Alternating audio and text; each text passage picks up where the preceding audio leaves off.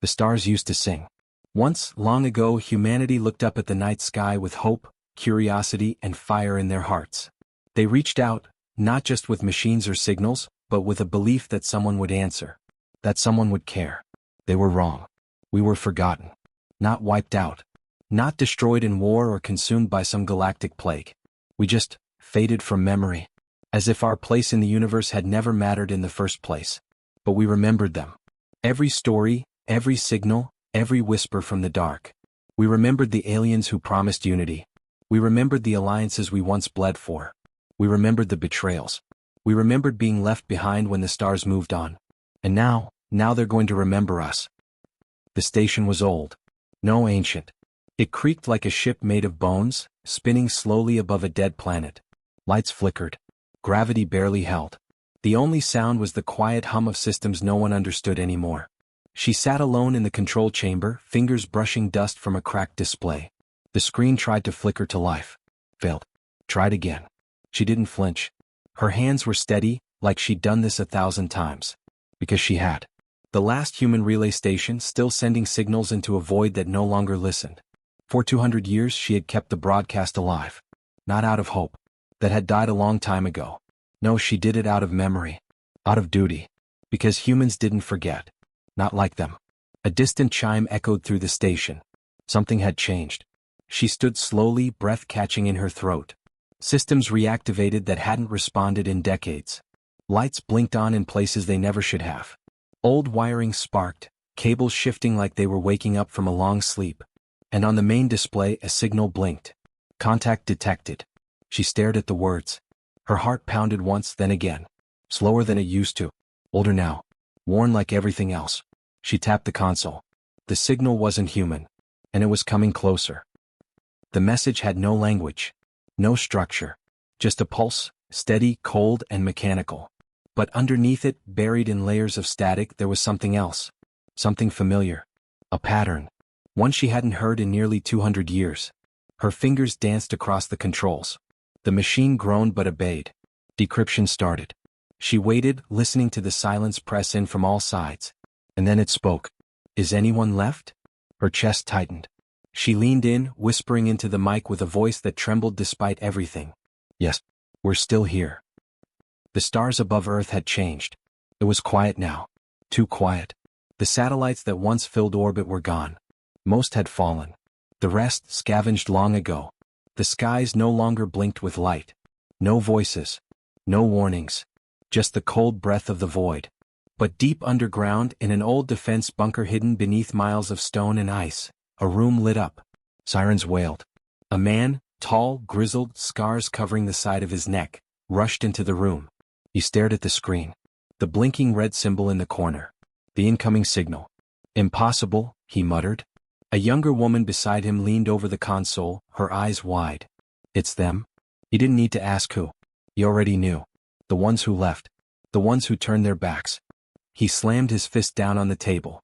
Not out of rage. Out of something deeper. Older. Grief that had never healed. They forgot about us. Her voice was quieter. But sharp. Then let's remind them. There had been stories passed down. Warnings. Tales told by candlelight and scratched onto metal walls deep inside the underground cities. Once, humanity had been part of something bigger. A galactic union. A web of civilizations. Trade, diplomacy, peacekeeping, until it all came crashing down. They didn't like what we were becoming. Too wild. Too unpredictable. Too human. When the first war started, no one came to help. When Earth's skies burned, they watched. And when it was over, they moved on. The stars turned away. So we went silent. But silence isn't the same as surrender. Humanity went underground. We adapted. We changed. And we waited. For centuries. While they erased our name from history, we remembered every single one of theirs. We didn't build fleets like we used to. We built differently. Smarter. Deeper. Ships that didn't need to be seen. Weapons that weren't in books. Machines that weren't meant to be turned off. We hid our strength. Buried it in stories. Because someday the stars would look back. And we'd be ready. That day had come. The signal grew stronger.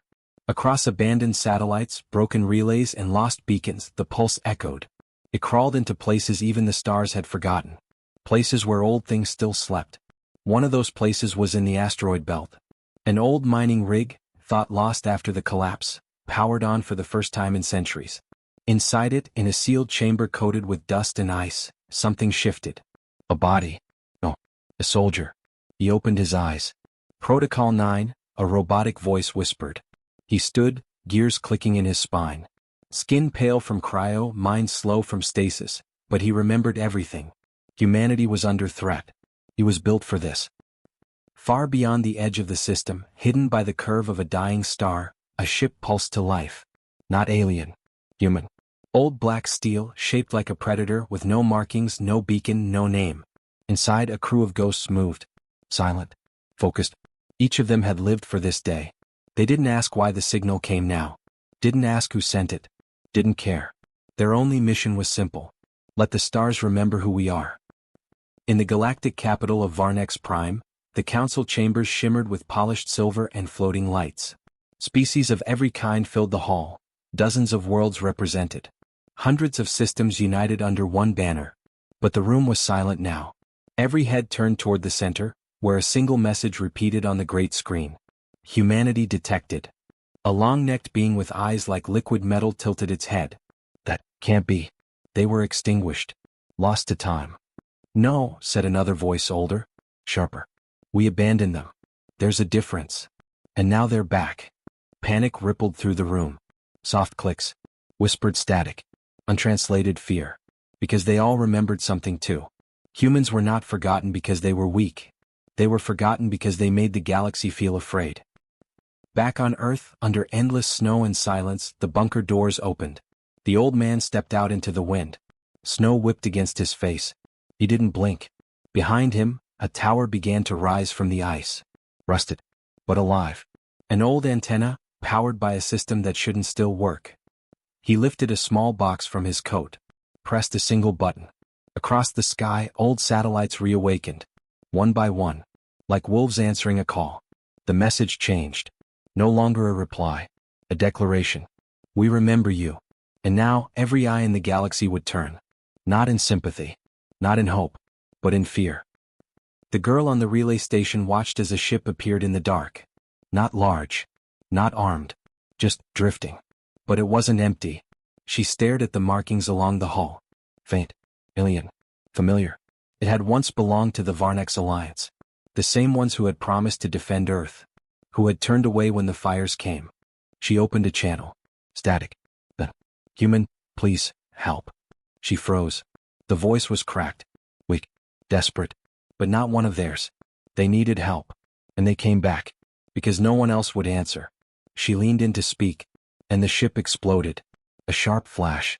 Blinding. No warning. No signal. Only silence. Her screen went black. Then a message appeared. Just one line. You weren't supposed to survive. In the dark, something had awakened. Not just a signal. Not just a memory. Something worse. Something buried deeper than hate. The truth. They hadn't just forgotten humanity. They had tried to erase it. And now the ones responsible were stirring. Old enemies. Old lies. Old betrayals still echoing in the void. And at the heart of it all, us. The ones they thought too stubborn to break. The ones who went silent but never surrendered. The ones who remember everything. There's a sound rising now. Across the stations, bunkers, black ships and hollow moons. A whisper. A promise. A warning. Humanity is coming back. And this time, we're not here to ask for a seat at the table. We're here to turn it over. The blast still echoed in her ears. She staggered back from the console, her eyes wide, breath caught in her throat. The ship, the one drifting, damaged, whispering for help, was gone. Nothing left but dust and radiation bleeding into the void. The message still burned on her screen. You weren't supposed to survive. She didn't speak. Couldn't.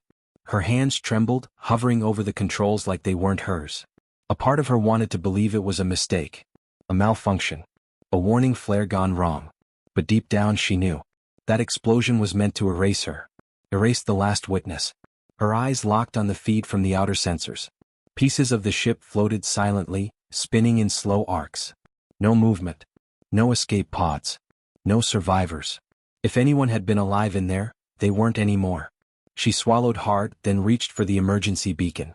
Not the one that called for help. The other one. The one no one was ever supposed to use. It was old. Pre-collapse. Human-coded. She hesitated. Then pushed it. Deep under the surface of Mars in an old vault long sealed, a red light blinked for the first time in centuries. The man who opened his eyes in that vault had no name anymore. Once he had been someone important. A commander. A decision-maker. One of the few who had known the full truth before the collapse. Before the betrayal. Before Earth burned. Now he was a ghost. He stepped forward, boots heavy against steel. Lights flickered as he passed, systems waking up in his presence. He didn't speak. Didn't pause. Just moved straight toward the comms chamber, where an old panel still blinked with a fragile green light. The message was short. 3 words. Signal. Confirm. Return. He stared at the screen. Then placed his hand against the reader. The vault rumbled as locks disengaged and old machines powered up. And far above, on the edge of the Kuiper belt, an old warship opened its eyes. Back on Earth, the air was thinner than it used to be. Too many years of fire, ash, and frozen silence. The wind never stopped screaming. The old man stood alone on a rocky ledge overlooking what was once a great city. Now just bones, steel frames, cracked highways, the black shapes of buildings half sunk in snow. In the distance, one spire still stood upright, a miracle untouched by time or war. He used to live there. A long time ago. He lowered the binoculars. Turned as the sound of boots crunched behind him. You saw it too? The young woman asked. He nodded. Transmission from the belt. One of ours. She glanced out at the ruins. Her voice low. We didn't send anything. That's what worries me. He didn't tell her everything. Not yet. Not about the ship that had exploded. Not about the message that came just before. She didn't need to carry that weight. Not until they knew more. But he felt it in his bones. Someone was cleaning up the past. Someone who didn't want humans to speak again. In the outer colonies, what was left of them, stories were spreading. Whispers on broken comms, fragments of intercepted messages, ghost signals that didn't match any known encryption. Ships moving in dead zones. Drones shutting down with no warning. Entire settlements going dark. Most people ignored it. Called it old junk waking up. Solar flares. Random decay. But the old ones, the ones who remembered the old war or had family who vanished without explanation, they knew better. Something was watching again. And it wasn't here to help. Far away, beyond even the colonized systems, there was a place the rest of the galaxy never spoke about. A station. Not on any chart. Not in any database. Buried deep in the crust of a forgotten moon, hidden inside a layer of electromagnetic distortion that scrambled every scan. It was called Warden's Eye. It wasn't alien. It wasn't human either. It was built in the time between. By those who once called themselves neutral. Observers. They had claimed to protect history. To preserve knowledge. But they hadn't protected Earth. They had watched it burn. Inside that station something stirred. A creature, thin, tall, with skin like polished stone, walked across the observation deck. Its face unreadable, its eyes fixed on a screen showing the relay station near Pluto. The one that had just been attacked. The creature raised one clawed finger and touched the screen gently. Too early, it whispered. They weren't supposed to come back yet. The girl at the relay station didn't sleep that night. She sat in silence, watching every sensor, every flicker, every whisper of movement in space. Her food tray sat untouched. Her water ration half empty. She kept replaying the voice. Is anyone left? She kept hearing the explosion. And now the new message. You weren't supposed to survive. Who had sent that ship? Why hide it in human markings if it wasn't really ours? Why ask for help, only to detonate? She knew the galaxy didn't work in straight lines. It lied. It rewrote. It buried truths under centuries of silence. But this was different. This felt like a test. She leaned over and activated the black line. An old, encrypted communication network only a handful of people still knew how to use. She typed one line. They're trying to erase us again. Then she waited. In a hidden orbital platform orbiting Saturn, a woman with silver-streaked hair and skin patched with synth graphs read the message in silence. Her face didn't move. But inside her chest, her heart raced. She had once been a soldier. She had walked on worlds that no longer existed. She had buried friends whose names were erased from records. And now, someone was doing it again. She typed back. We're not going anywhere. She looked across the chamber where a dark figure stood beside a wall of ancient weapons. Things banned by every council law, things no alien species was supposed to know existed. "Wake the others," she said. "It's time." The universe never liked what humans became. Not because of what we did, but because of what we remembered. Other species let go, forgave easily, rewrote their own mistakes. Humans never forgot. Even when the stars turned their backs, we carried every scar, every face, every betrayal. And now, someone was trying to wipe those last memories clean. But we had built something stronger than memory. We had built contingency. Across dozens of dead worlds, in bunkers buried under oceans, beneath mountains, behind false walls, there were systems waiting. Sleepers, archives, defense units, pieces of Earth's heart, hidden where no one could find them. Until the right signal came. And now it had. On an old moon base orbiting a gas giant no one visited anymore, the lights flickered on in a long hallway. Frozen corpses lined the walls and sealed stasis pods. Each one marked with names scratched by hand. Each one human. One of the pods hissed. The ice cracked. And inside a boy opened his eyes. He was only 17 when he was put in. But now he had woken to a galaxy that had forgotten what 17 meant. He looked around, confused, alone. Then the lights changed. A voice spoke. "Welcome back. Earth needs you." He didn't understand yet. But he would. In the council chambers of Varnex Prime, fear had turned to debate. "Destroy the station," one voice said. "Erase the last pieces. Before the infection spreads." "They are not an infection," said another, sharper. "They are a people." They were. Now they're a threat. They were always a threat. That's why we abandoned them. There was a long silence. Then the council leader leaned forward. Her face unreadable. "We made a mistake once," she said. "We underestimated their will. Their memory." She tapped the console. The lights dimmed. "If they rise again we must not be unprepared." "Then what do you suggest?" She stared at the hologram of the Earth system. "I suggest we finish what we started."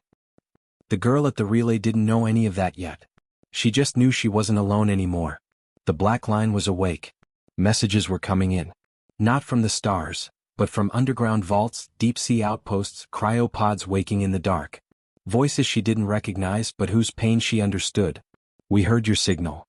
We're still here. What do we do now?" She didn't know how to answer. But she knew this wasn't the end. It was the beginning. And somewhere out there, someone still believed in what humanity stood for. Not just survival. Not just revenge. But truth. And the courage to face what the galaxy had become. The past was no longer buried. The question wasn't whether we were back. It was how much of us had survived. And how much had changed in the dark.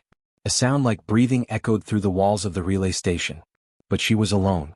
She stood still, frozen in front of the control board, listening. It wasn't static. It wasn't a glitch. It was low and slow, like something trying not to be heard. Her fingers hovered above the emergency seal, her chest rising fast, mouth dry. Then the sound stopped. The lights flickered again. And this time the cameras caught movement. One of the maintenance corridors, sealed and used, showed something flicker past the edge of the frame. Too fast. No details. Just a shape. She zoomed in frame by frame. Still no face. Just the outline of a body. Walking upright. Not in a suit. Not human. Not in vacuum-rated gear. But moving like it belonged there. She slammed the manual lockdown. Doors sealed across the station. Her voice shook as she activated the encrypted channel. "This is Station 9. We have infiltration. Repeat, we are compromised." No one answered. The black line was silent. Something had cut it. She backed away from the console, heart pounding in her throat. Every inch of her skin was cold. It was inside. Whatever it was. It hadn't come to destroy the station outright. It was looking for something. Or someone. Far from the relay, across the black silence of space, that old warship stirred. Its hull was battered, ancient, half-covered in asteroid dust. Its systems ran on old code. Human code. Red-lined and raw. The kind of code that still remembered rage. Inside the command chamber, the man from the vault sat still, watching a screen filled with old names, project code names, Earth fallback plans, contingencies. They were all lighting up one by one. He watched the last line activate. Operation Gravesong. A plan that was never meant to be triggered unless humanity was at the edge of extinction. Again. He whispered to no one. "So they really did it? They're trying to wipe us out, like the first time wasn't enough." The crew aboard the ship was artificial. Silent shadows in human form, designed to carry out orders if no one else was left to give them. But he was still here, still breathing. And now they had a target. The boy from the stasis pod sat alone in the moon base, looking through fragments of news feeds, old Earth broadcasts, final distress calls, council statements. It all told a story he didn't want to believe. Earth didn't die from war alone. It was starved, blocked, cut off from aid. And someone made sure no help ever got through. Someone outside. He closed his eyes, fists clenched. He wasn't a soldier. He didn't know how to fight. He only remembered his sister's voice, laughing under the summer sky. Their old dog. His mother's hands wrapping a scarf around his neck that winter before everything changed. They were all gone. But he wasn't. And that meant something. A voice crackled from the base intercom, one of the fallback channels. It was faint. Distorted. Anyone who can hear this, the station is compromised, they're here. He recognized the voice. It was the girl who had sent the signal. She was still alive. And she was in danger. Beneath the Martian soil, the council's old archive shook with tremors. The old man stood in the data chamber, surrounded by holograms of Earth's forgotten projects. He'd been unlocking secrets buried so deep even most humans didn't know they existed. They were brutal, dark, but they were made to survive what the galaxy had thrown at Earth. The file blinking red in front of him was called Spearfall. A last resort. It wasn't a weapon in the traditional sense. It was a reset. A map of every species that had stood by during Earth's isolation, and a code designed to override their defensive networks. Not to kill. To expose. Expose what they'd hidden. Expose what they'd done. He stared at it for a long time. We were never supposed to use this. Then he heard the voice behind him. You might not get another chance. It was the woman from Saturn's orbit. Her boots were still dusty from the journey. Her eyes locked on his. They're moving now, she said. No more waiting. The council fleets were mobilizing. Varnex Prime had sent out the call. Quietly, under code. A tactical sweep. Not public. No headlines. No recorded declarations. Just units moving in shadow toward human fallback zones. Toward the relay. Toward the old ship in the belt. Officially it was a search for missing tech. Unofficially it was a purge. The council wasn't taking chances. They remembered what humans had done when cornered. And they feared it happening again. The girl had moved into the maintenance shafts. She crawled through narrow tunnels barely wider than her shoulders, flashlight shaking in her grip. Her other hand held a crowbar. It wasn't much, but it was all she had. She stopped breathing when she heard metal scrape behind her. A whisper. Then a low click like talons tapping metal. She crawled faster, bruising her knees and palms, turning sharp corners in the dark. She didn't know what it was, but it didn't need air. Didn't move like a person. And it didn't stop. At the next junction, she reached a service panel and punched in the emergency purge code. The tunnel behind her filled with fire. She didn't wait to see if it worked. She just kept crawling. The boy was coming. He'd hijacked an old drone shuttle, barely flight-worthy, and locked its course toward the relay station. It would take hours. Maybe longer. But he didn't hesitate. He had no weapon, no plan. Only one thing in his chest. A human heart that refused to let someone die alone. The man on the warship loaded the targeting array. He knew what the signal meant. He knew it had been designed to wake everything. But this wasn't about vengeance. This was about warning them. You failed once, he thought. Don't fail again. He opened a channel. To every species, every council outpost, every observer who claimed neutrality. He sent the same message. We know what you did. And we remember. Stand down or we show them. He knew most wouldn't listen. But some would. Some always do. The woman with silver-streaked hair walked through the vault of forbidden tech. She passed weapons older than the collapse. Devices banned by every known race. Things built in a time when Earth believed no one would help us. And they were right. She found what she was looking for, a small black cube. She picked it up. Inside was a pulse of energy that could scramble every surveillance satellite from the belt to the inner colonies. She turned to her companion. Time to go loud. The relay station groaned. Something was forcing the outer hull open, bending steel, crushing bolts. The girl had sealed herself inside the old storage room, lights off, curled behind crates, holding her breath. The emergency beacon was active.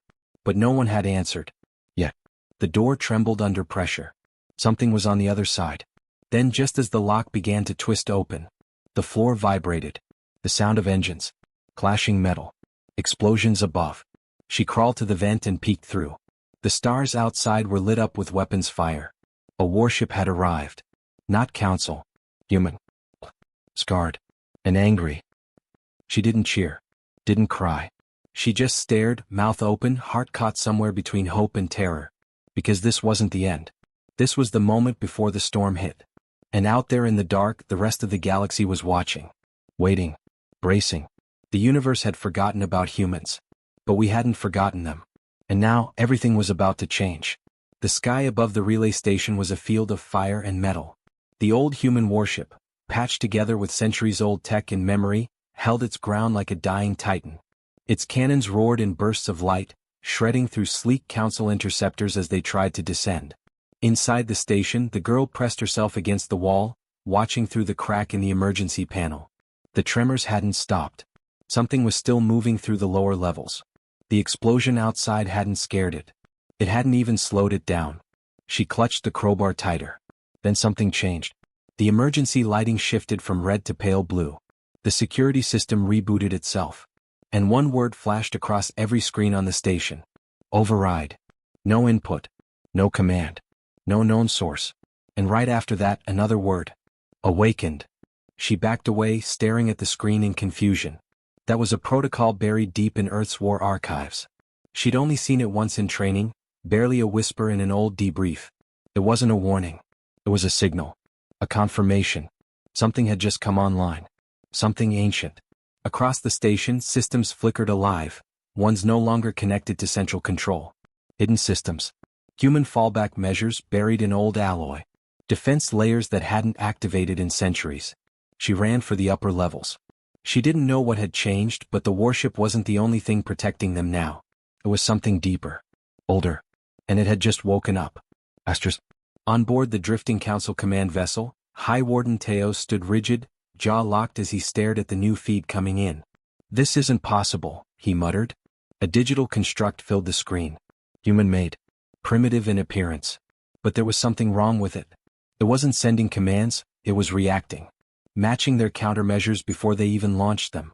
Anticipating their moves with terrifying accuracy. That system is reading our classified frequencies, the tech officer said, voice shaking. Sir, it's learning. Teos didn't answer at first. Then he turned, slow and measured.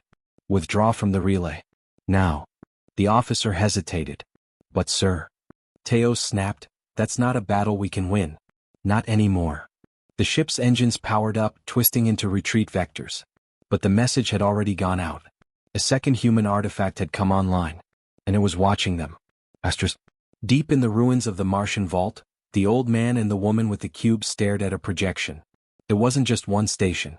All across the system, inactive human tech was flaring up. Silent satellites. Abandoned bunkers. Decommissioned war arrays. Somehow, something had stitched them together. A dormant network that had once required hundreds of operators, now alive again without a crew. It's not just relaying power, the woman whispered. It's coordinating. The old man nodded slowly. It's doing exactly what we built it for. Planning for what happens when the galaxy turns its back on us again. She turned to him, eyes narrowed. Then who gave it the order? Astros. In the boy's shuttle, the signal finally cleared. A voice played on loop. It wasn't the girl. It wasn't the council. It was human. Recorded generations ago. Project Haven. Emergency override acknowledged. Awaiting command input. Autonomous defense initialized. Perimeter engagement protocol active. He stared at the console, heart hammering. He hadn't touched anything. He was locked out. The ship's course adjusted by itself. And just like that, it was no longer a rescue mission. It was a delivery. Astros. On the relay station, the girl reached the upper deck and froze. The floor was covered in frost. Not from vacuum breach. From something else. The lights buzzed overhead, casting long shadows across the control room. She stepped forward carefully. Then she saw it. The thing that had been hunting her. Except it wasn't moving anymore.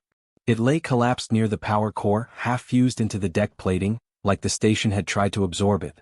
Its skin was metallic, not synthetic. And in its chest, buried beneath armor and wire, was something that didn't belong. A human spinal implant.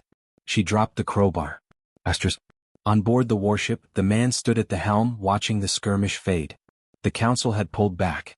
Not because they'd lost. because they were afraid of what had started waking up. He turned toward the deeper systems of the ship. Not the weapons. The vaults.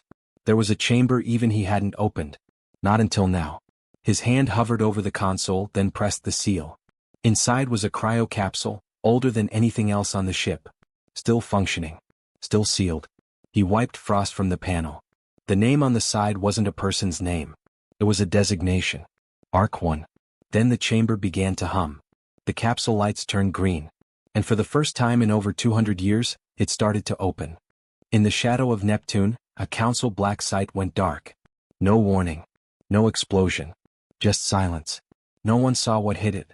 No distress call. No survivors. Only a lingering signal pulsing from the last data buoy. You forgot us. We didn't forget you. Asterisk. Back at the Martian vault, the woman leaned against the railing, watching the relay of system-wide awakenings. But one stream caught her eye. A location far beyond Earth space. It wasn't supposed to be active. It was buried in Council territory. A human site no one had ever reached. Except, someone had. And it was online now. She tapped the stream open, but the feed was corrupted. Too fast. Too distorted. But for a moment, a single frame rendered clearly. Not a weapon. Not a ship. A face. Human. And watching. She whispered, "There's more of us." The old man beside her went pale. If that's true, then the universe has no idea what's coming. Asterisk. At the edge of the galaxy, beyond the last mapped systems, a dormant vessel drifted silently. Its core pulsed once. Then again. Inside, a hand moved against the inside of a cryo coffin. Eyes opened in the dark. The stars shifted. And Earth's forgotten legacy began to rise. One by one. The old warship creaked with tension, its hull groaning under the strain of centuries and the fire it had just endured. Inside, the man stood at the edge of the open cryopod, breath caught in his throat. The figure inside was tall, broad-shouldered, wrapped in frost. Tubes detached with slow, precise hisses. The eyes opened, sharp and alert, like no time had passed at all. "Status?" the man asked quietly. The figure stepped forward, skin still pale from cryosleep, voice steady like thunder held back by silence. Arc 1 operational. Outside, warning lights still blinked across the console. The Council fleets hadn't left, they were regrouping. And now they knew. Earth's defense systems were waking. Humans weren't just relics from a dead past. They were moving again, planning, adapting. That was something the Council had never prepared for. The girls stood at the upper control deck of the relay station, staring at the still form fused into the floor, the hybrid that had hunted her. Now motionless. And beneath the layers of synthetic armor and machine interface, its spinal core pulsed faintly. Human-made. Spliced. Modified. They hadn't just tried to wipe humanity out. They'd taken pieces of it, twisted it into tools. She looked up as the screens around her flickered, the override signal flooding the air again. Not in code now. In words. "You forgot us." More signals followed, one after another, from every corner of the old network. The satellites. The ghost beacons. Even the derelict mining colonies long left abandoned in the asteroid belt. One voice woven through them all. "But we didn't forget you." In orbit above Mars, the man and woman monitored the system's reactivation. Protocols they thought lost were clicking back into place. Haven-class bunkers confirmed online. Civilian evacuation routes projected. Even planetary shields, long thought destroyed, were initializing. But there was one anomaly they couldn't explain. A signal coming from outside human space. From inside the Council's core. The woman scanned the readings twice. "This can't be right," she whispered. The old man frowned. "What is it?" She turned slowly. "It's not just humans waking up. Something else is reaching out." He leaned closer, narrowing his eyes. "From where?" The transmission wasn't in any known frequency. It echoed across dead bands, buried in static. But one phrase repeated in it, scrambled, warped, yet unmistakably human. "We never left." Asterisk. At the edge of Saturn's rings, the boy's shuttle emerged, guided not by his hand but by an old AI override. The ship docked without his input. He stepped out, blinking in the harsh light. And there, waiting for him, was the girl from the station. They stared at each other for a moment, then embraced like they'd known each other forever. "I thought I was the only one left," she said softly. "You weren't," he answered. "None of us were." The noise around them built slowly. The sky flickered. Then the ships came. Not Council. Human. Dozens of them, all once thought lost. Rebuilt. Revived. Not warships but arcs. Vessels designed to preserve what was left of Earth when everything else was gone. They'd been hiding in the outer systems, beyond known charts, waiting for the right signal. Waiting to come home. And the galaxy wasn't ready for them. Astros. On the Council homeworld, panic tore through the high chamber. What do you mean hundreds of human vessels have entered the outer rim? The command tech responded shakily. They're not responding to our hails. They're moving with purpose. Toward us. The High Warden Teos stood frozen. The mistake wasn't in destroying Earth. The mistake was thinking humans needed it. Evacuate the central city, he ordered. But it was already too late. One of the vessels breached orbit. It didn't fire. It broadcast. A single image. Earth in its last recorded beauty. Then a phrase. You erased our planet. You cannot erase our memory. Astros. The warship near the relay station opened its vaults. Inside weren't weapons. They were stories. Personal records. Childhood drawings. Music. Films. Names. Memories. All stored and now distributed across the galaxy, on frequencies the Council couldn't block. This wasn't just a return. It was a reminder. Humanity was never a threat because of its strength or machines. It was a threat because of its memory. The ability to hold on even when everything else had been taken. Astros. The relay station pulsed brighter than ever. Every system now synced. It was the heart of something bigger. The girl watched the readouts and whispered, "They're coming home." And in that moment, every piece of tech built to erase humans became their amplifier. Every relay, every old drone, every derelict base, the Council's own systems, turned into broadcast towers. The final twist didn't come as an attack. It came as a memory. A message delivered to every world in every language. You taught us we were nothing. You turned your backs. You erased our name. But we are the reason your machines speak. We are the reason your ships fly. We were your foundation. And now, we have remembered ourselves. Astros. Teos stood before his burning capital watching human ships descend, not firing, not claiming, just returning. And in the moment he realized it, something in him broke. This wasn't revenge. It wasn't conquest. It was presence. Unshakable. Undeniable. Human. Astros. Back on Mars, the old man listened as the final signal arrived. From the farthest arc. From the last surviving fragment of Earth's core memory archive. And it simply said, "We were never forgotten. We were waiting. And now they remember us too." The old man smiled through the tears in his eyes. Because they hadn't won by force. They'd won by enduring. Even in silence, even in exile, even scattered across the stars. Humanity had done what it always did. Remembered. It adapted.